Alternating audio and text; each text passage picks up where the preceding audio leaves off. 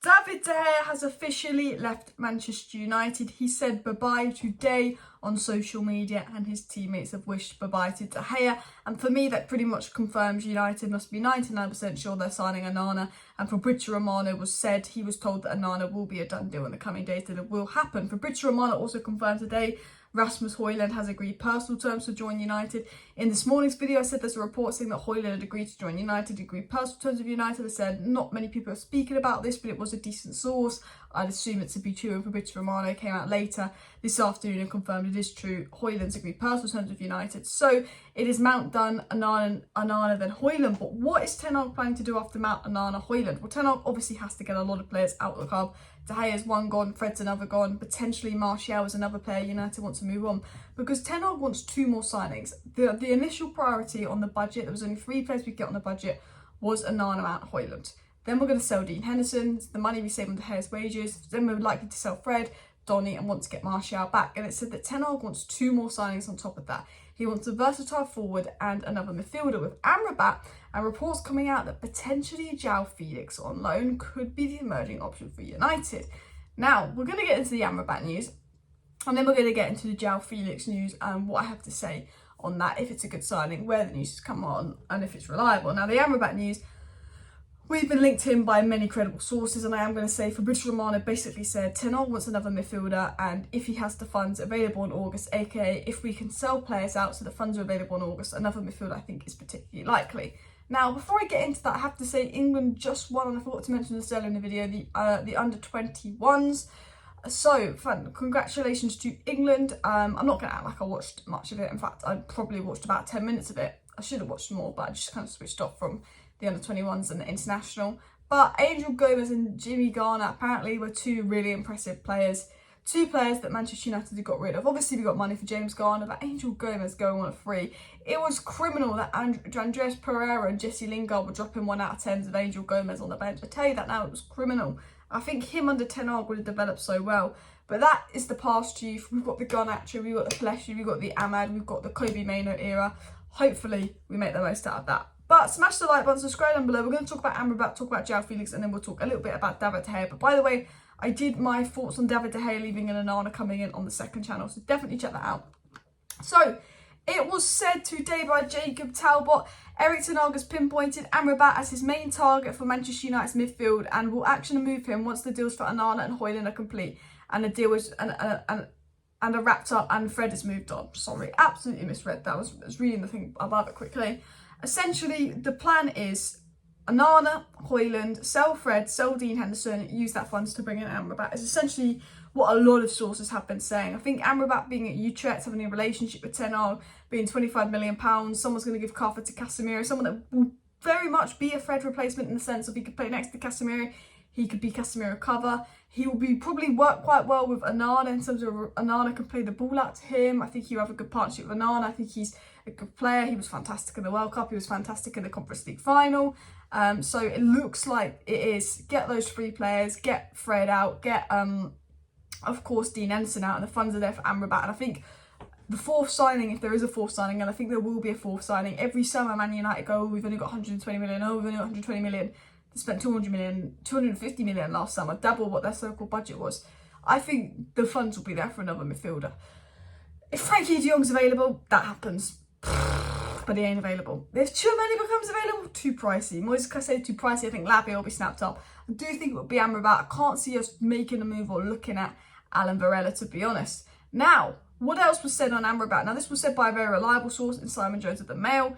He said, breaking, Manchester United have rekindled interest in Amrabat and earmarked him as a replacement for Fred. Fiorentina are ready to sell him for about 30 million, and that's the first quoted price. So that means if you negotiate well, you're probably getting for about 25 million. And I have to say one thing about United before I get into Joao Felix news and De Gea news is I do think United is doing quite good business this summer.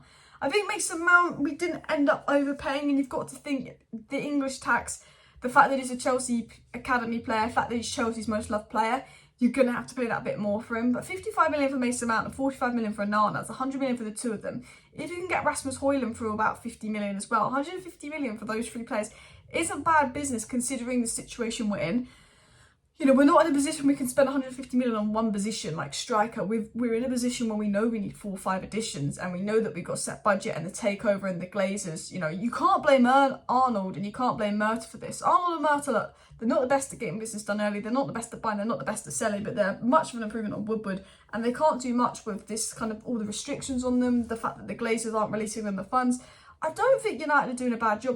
The Mount transfer's really grown on me. He's a Man United player now. Of course, Mount wasn't in my top 10 midfielders for United to sign, but now we signed him. I know he's a good player. I've watched him be a brilliant player at Chelsea. There's a reason Chelsea's so angry he's left. He's going to help us so much off the ball, pressing up the pitch. Definitely going to help Ten Hag play the way he wants to play. So I think Mount, at the end of the day, considering how badly Ten Hag wanted him and how Ten Hag said, Mount, I need to play the way I want to play, because he couldn't get De Jong. He said, I need Mount to play the way I want to play. He's going to help with ball progression and all of that. I'm happy with the Mount signing. If you sign Mount and Amrabat, I'm really happy with it. The only thing I don't like about the Mount signing is he doesn't help with ball retention. He doesn't help with the defensive bit of the game. Mount, Bruno, Casemiro won't last away at the Etihad. Casemiro, Amrabat or Mount or Bruno can work. Do you know what I mean? So if you sign Amrabat, I think Mount becomes a really good signing. And, you know, it seems that United, I think, are doing quite a good business. We know how good and influential Onana will be just a different team. And Hojlund's definitely a great young talent. I spoke to different people in Denmark and they're like, this guy could go to the very top. So I think the business United is doing is good, considering restraints are on. But I think if we wanted to make business really good, shame we didn't get Kim and Jay, we have to bring in another midfielder in Amrabat, which I think could be the case if he's available in August, but I think it will happen in August. But also another attacker. So the other attacker United have been linked to is Joao Felix. Now, I don't really know where these links have originated from. I've just seen people saying on Twitter, Joao Felix to United, Ten Hag's interested in Joao Felix. I can't find where this story has come from. But if you're on Twitter, I've seen a lot of Joao Felix to United, this Joao Felix to United, that. And I think it might be a little bit speculation because this is what was said earlier by Samuel Luckhurst. Ten Hag wants an out-and-out striker and a forward who can play across the front three, and with doubts over the future of a number of United attackers. Ten Hag, I think, sees Rashford as potentially playing striker next season, as well as Hojlund. So he's like, let me bring in an attacker that could play across the front three. Someone that could play left wing, where Rashford could play striker, and someone that could potentially play striker. So we're not reliant on Rashford to be the backup to Hojlund, because Rashford's better position is left wing, bring a bit more competition. Now, Cody Gakpo was who Ten Hag wanted in January. So we obviously wanted a player like Cody Gakpo. We went to Liverpool. But who was Ten Hag's second target in January? Joao Felix. And this was what a lot of people are saying. Apparently, Ten Hag wants Joao Felix. Now, again, this is all I've seen on Joao Felix. And this isn't an actual genuine source. It's not an ITK account. Ten Hag era is not someone that's just going to say, oh, my source said this, my source said that. It's not an ITK account that tweets a lot. He never claims to have sources. But for a change, he's claiming to have a source close to Joao Felix camp. And he's saying, don't have to believe me, but I have an exclusive from a good source that Joao Felix is very keen on a move to United, and Ten Hag's keen and has spoken with the player. Apparently, it's up to the board.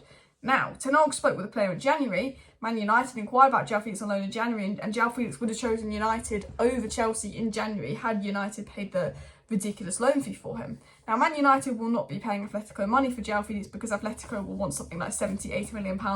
And let's be honest, Joao Felix is not worth that. He wasn't impressive at Chelsea. He's not been that good at Atletico. He is a little bit overrated, but at the end of the day, he's a very good player that I think has been used wrong. I think Joao Felix, in Ten Hag's system, becomes a very good player. Now, I would take the Joao Felix news with a pinch of salt, but I think if there's a chance to get him on loan, United will move for it. And the reason I say United will move for Joao Felix if there's a chance to get him on loan is because we tried to get him in January, but the loan fee was ridiculous and he went to Chelsea. I mean, I think he'd be happy to return to Chelsea again, but he wasn't brilliant at Chelsea. He was definitely a level above Chelsea's other attackers, and I think he wasn't brilliant at Chelsea because no one at Chelsea was good. Mason Mount wasn't good. You know, Enzo Fernandez did stand out a little bit. No one was good at Chelsea. But like, there's definitely a good player in Joao Felix, a good technical player in there. And I don't think he's the most amazing player. I do think he is definitely a little bit overrated, Joao Felix. But I think he comes to United and he improves us. And I think when you're looking at what Ten Hag wants, what can Joao Felix do? Play left wing, and Rashford could play striker, and Hojlund can play striker. What can he do? Play centre forward. He could be back up to Hojlund. Rashford can play left wing. Would he be good in Ten Hag's system? Yes. Was Chelsea the right loan move? Absolutely not. Like, I don't know why anyone wanted to move to Chelsea in January. They were diabolical. They were an absolute mess. Chelsea wasn't the right move for anyone. And I can't judge him off that 6-month loan move to Chelsea, even though it wasn't super impressive, because you have to take Chelsea's situation into account. And he's not been super impressive at Atletico. But I think he's the type of guy, had he ever gone and played under Pep Guardiola, or has he played under Jurgen Klopp, I think he would be a good player. And I think he's not worth spending 100 million on, or whatever crazy price Atletico lists for him on. But I think, you know, let's say we get the 3 main signings done, Hojlund's loan him out, we sign Amrabat and there's a chance to get him on loan, I'd 100% go for it. 100%, just as a player that's going to provide depth across that front three, because I do think we've got some good players. I like Sancho, I like Anthony, but they have been inconsistent. Rashford can be inconsistent. Hojlund's not proven. Martial's injury prone. Ahmad's great, but not Prem proven. Garnacho's great, but raw. Palestri's great, again, but raw. I think it would be a decent shout. But we'll have to keep an eye on that one. But I think Amrabat's genuine. Joao Felix is rumours, so do take that pinch of salt. But anyway, I will be back tomorrow with some news. I'll let you know if we get updates on that. Smash like, smash subscribe. Thank you for watching. See you next time. Bye.